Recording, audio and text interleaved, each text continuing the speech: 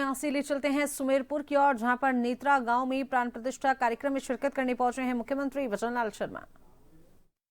मंगलमय उत्सव ही होना था, लेकिन उस उत्सव से उन स्वरूपों में ऐसी दिव्यता आ गई कि ऐसा संत महापुरुषों के हृदय में भाव आया कि उन स्वरूपों का सुंदर मंदिर बनना चाहिए, जिससे ये भक्त युगल जोड़ी के दर्शन, भक्त भगवान की युगल जोड़ी के दर्शन सबको हो। उस भाव को हमारे नेत्रा के श्री किशोर जी और सभी भाइयों ने, पूरे परिवार ने स्वीकार किया और तैयारी होते होते 2016 से आज 2025 में वो तैयारियां पूर्ण हुई हैं और शुभ दिन आया है कि जब श्री मीरा माधव सरकार अपने भव्य मंदिर में विराजित होंगे।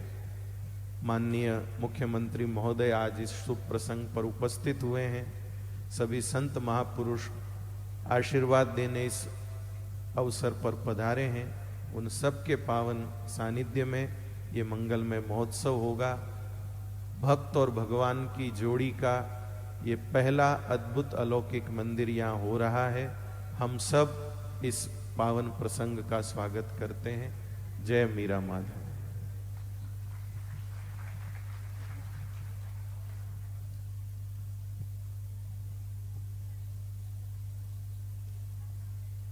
मैं राजस्थान के यशस्वी प्रदेश अध्यक्ष और यहाँ से पूर्व विधायक, पूर्व मंत्री, राज्यसभा के सांसद आदरणीय मदन जी राठौड़ से निवेदन करूंगा कि आप अपना उद्बोधन कराएं और आपकी जनता को संबोधित करें।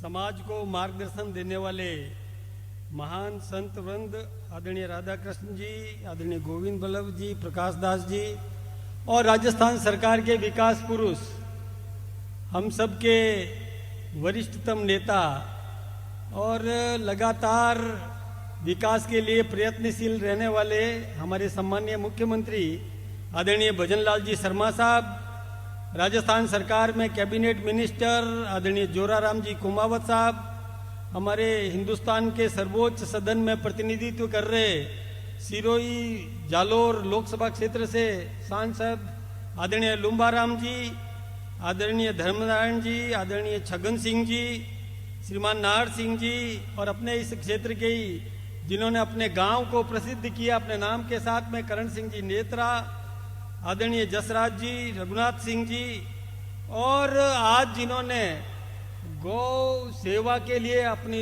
भूमि भी समर्पित की, अपने गाढ़े पसीने का पैसा भी जिन्होंने लगाया, आदरणीय कंकु देवी हजारीमल जी, आदरणीय शेषमल जी, सुरेश जी और इनके परिवार के समस्त सदस्यगण, यहाँ विराजमान समस्त जनप्रतिनिधिगण, नौजवान साथियों, पत्रकार बंधुओं, भाइयों बहनों, वैसे हमारे समाज में इस प्रकार के संस्कार विद्यमान हैं और आज सवेरे की बात मैं आपको बताना चाहूंगा कि मैं सम्मानीय मुख्यमंत्री जी के निवास पर जब गया तो मुझे पता चला कि मुख्यमंत्री जी गौ दर्शन के लिए गए हुए हैं, जहां इनकी गाय के दर्शन करके और एक गाय को थोड़ी सी पीड़ा थी तो इतने चिंतित हुए कि जैसे परिवार में अपने परिवार का कोई वरिष्ठ जन कितना कोई छोटी सी बीमारी के कारण से परेशान हो जाता है,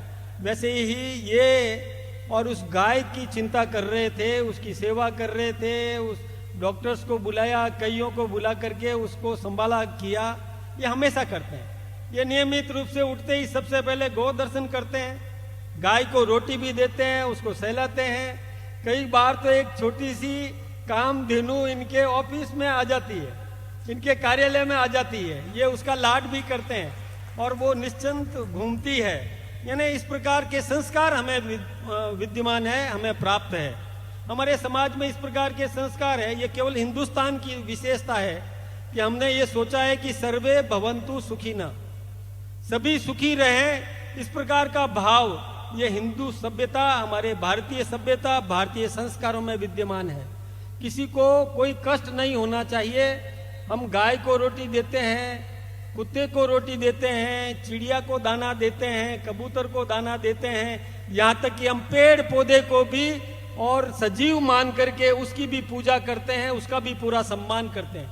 ये हमारी संस्कृति की विशेषता है। और मैं धन्यवाद देना चाहूंगा कंकु देवी जी और उनके परिवार के समस्त सदस्यों को कि जिन्होंने अपने गाढ़े पसीने का पैसा लगाकर गौ सेवा के लिए इन्होंने और अपना दान दिया, अपनी सेवाएं दे रहे हैं। तो मैं तो कामधेनु से यही प्रार्थना करूंगा कि इनको दिन दुनी रात चौगुनी प्रगति दे, ये सफल हो और जितने भी संत वृंद यहाँ विराजमान है उनका भी आशीर्वाद इनको मिले और ये प्रगति करे, संपन्न रहे।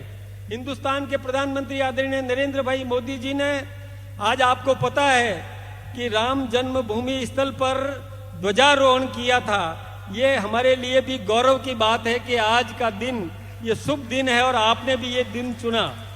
ये बहुत अच्छी बात है, बहुत खुशी की बात है।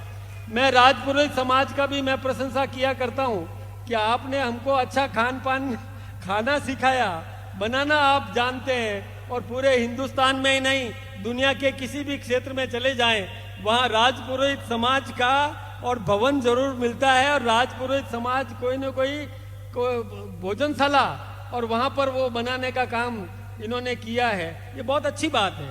ये समाज में इस प्रकार के संस्कार हैं। मैं आप सबका बहुत बहुत धन्यवाद देना चाहूँगा।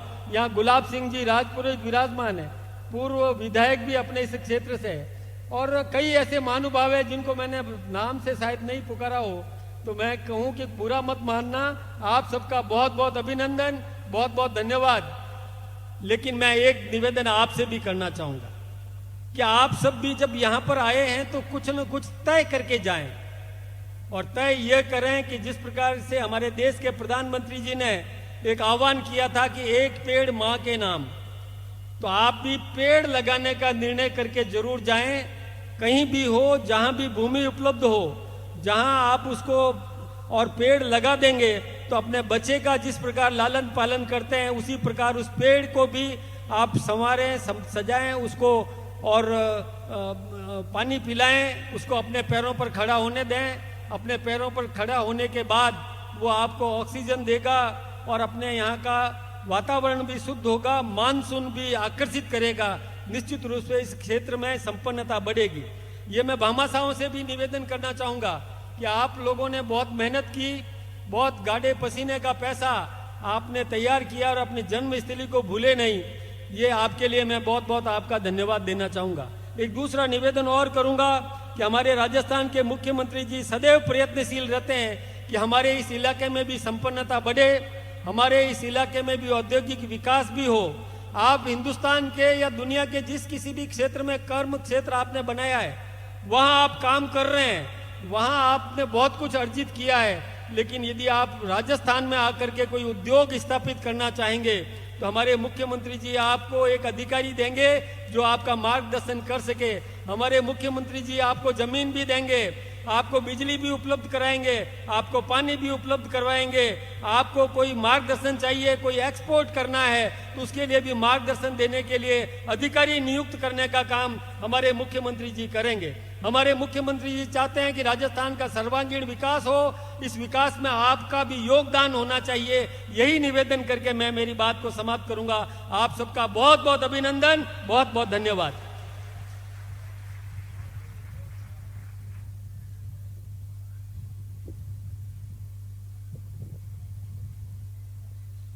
माननीय मुख्यमंत्री जी, आपका बहुत बहुत अभिनंदन।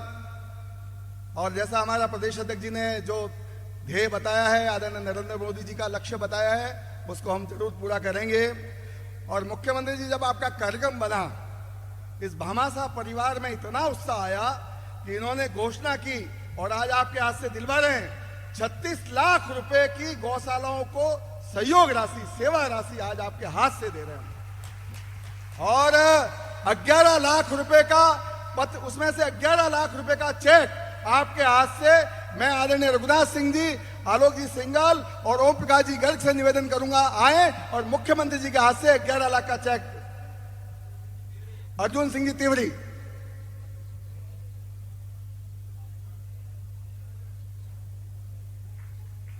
बोलो गौ माता की, गौ माता की, गौ माता की।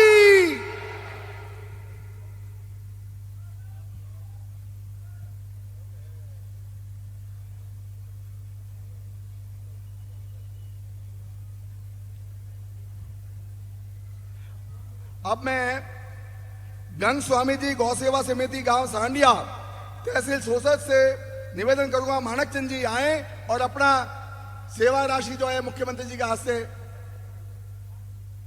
मुख्यमंत्री जी आप इनको सेवा राशि करावें। सनातन गौ सेवा समिति गांव कीरवा से गिरधारी सिंह जी आप पधारे हैं, गिरधारी सिंह जी आप मंच पे पधारे और ये सेवा राशि अपना स्वीकार करावें।